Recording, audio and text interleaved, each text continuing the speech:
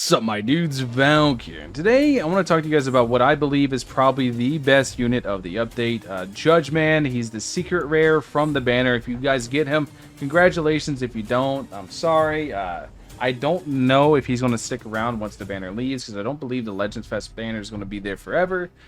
But he is a really, really good unit. I do believe he's the best unit of the update. His cosmetic is sick. You can see you get Judgment in the back and the Executioner Sword. Really dope. And they actually gave him this. Why should I mow AI? Oh, base, dude. Super base. Wait, do they have a new... Can you be my lawyer? Oh, that's sick, dude. But I think he's genuinely probably the best unit of the update, and I'm going to talk about why. I know Dangai Ichigo exists. I know a lot of people want to talk about Dangai Ichigo, but he is insane. He's really, really good. In my opinion, he's the best pullable secret rare, period. Normally, whenever you can summon the secret rares, they're not, like, insane. They're just okay, right? He's the first one that I think is just, like, genuinely really, really, really damn good. Is he, like, a must-have? No. I think he's okay. I think he's really good, but I don't think he's, like, a must-have unit. I don't think he's, like, going to break the game. I don't think he's going to do anything like that. I think he's much more niche that I'm making him out to be. It's just none of these units in this update are like game-breakingly insane. Even Dangai Ichigo, from the videos I've seen, because some content creators got him early, doesn't look like game-breaking insane, just looks okay. But this Judge Man, or Higuruma, I'm just going to call him Higuruma. He's really, really, really, really good, and I'm going to show you guys why. First off, I do want to see his animations. I haven't seen his animations yet. That's the one thing I have not seen. So I do want to see those. So let me go ahead, put it back to 1 times. I was getting ready to ramp it up.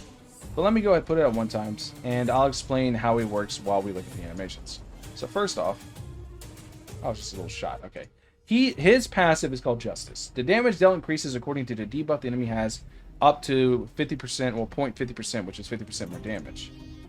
Basically, what this means, right, is that for every debuff the enemy has, he gains a more damage percent. I don't know exactly how much it correlates. If it's 10% per debuff, 5% per debuff, 20% per debuff, I don't know.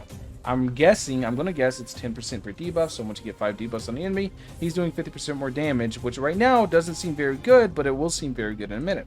So let's go ahead, let's see what this one is. Oh, that's cool. Alright, so he's just fighting with the gavel. So then this is when he gets hybrid. Just a big old hammer. Just smash him. That's actually super sick. And then he gets this active, which we're going to talk about in a second. So let's go ahead. Let's put him down now. Now this active is basically, to TLDR it, his active is just better black passive. If you guys don't know, black passive, it applies for about 10 seconds whenever you apply black on an enemy, and it turns it into a regular ground enemy. And it only works on some things. It doesn't work on metal. It doesn't work on all that stuff. He has a better version of that. It applies longer. This applies for 15 seconds. It seizes the enemy's passive. It basically basically makes it so he has a giga damage amp as well as a black passive, and this is in a full AoE around him. It's a 60-second cooldown, 15-second duration.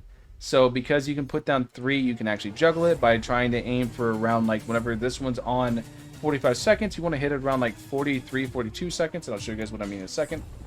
Basically to try to get the most out of it. So we're going to do this. We're going to set this up, and then we're going to set up a cycle.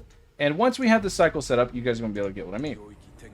So here, you can see Judge Man appears behind him, and any enemy inside his radius, he takes their passive. And to showcase that, I'm going to be putting in an elemental enemy to show you guys he can damage an elemental enemy while having no DOT. So now it's at 45 seconds. So now that 45 seconds has passed, around here we want to hit the next one, because once again, this debuff lasts around 15 seconds. So you're going to want to try to put it around 40 to 45 seconds to really cycle it perfectly. It gives you a couple seconds of like reaction time for human error, so it's not a big deal. You don't have to be perfect with it. But now that we have it fully applied, I do want to ×5 it to show you guys what execution is. 5 times % to change to become execution mode. What that means is he literally just gets the executioner blade. That's all it is. And he's basically just better Hikari at this point. What I mean by better Hikari is whenever he gets the executioner blade, we just have to wait it out now until one gets the executioner blade. But once he gets executioner blade, he's going to be able to get a giga amped up version.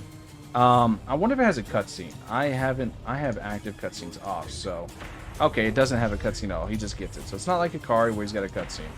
But now he's got it. He's at a 2.11 million attack stat with the Justice passive. And this will increase his damage by 50%. So realistically, he's at around a 3 million attack stat. Now, the only downside he has whenever he has this is you see this big circle, right? That he has. This is pre-Executioner Blade. The second he attacks, it's going to update. So let me get him to attack real quick. And now you guys should be able to see the new circle. It's itty bitty.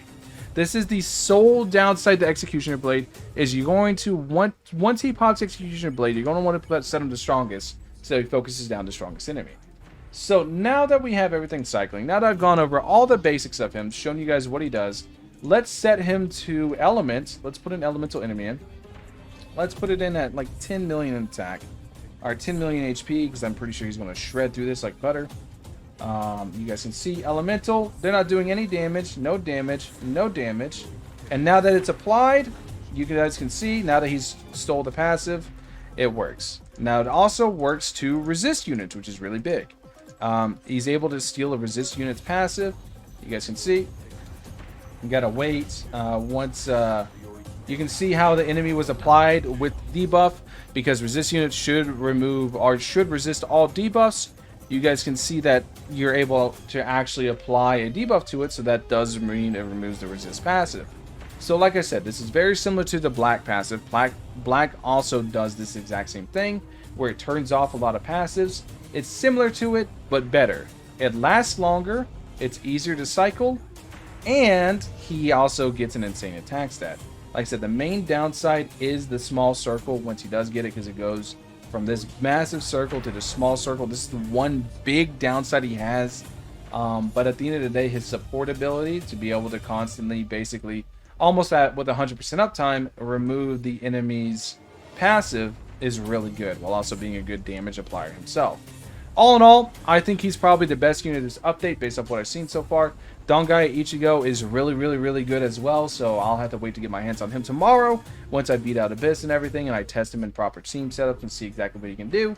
But from what I can see, everything I've seen with Judge Man, he seems to be really damn good. Let me know what you guys think in the comment section below. Thank you guys for watching. I'll catch you guys in the next one. Peace.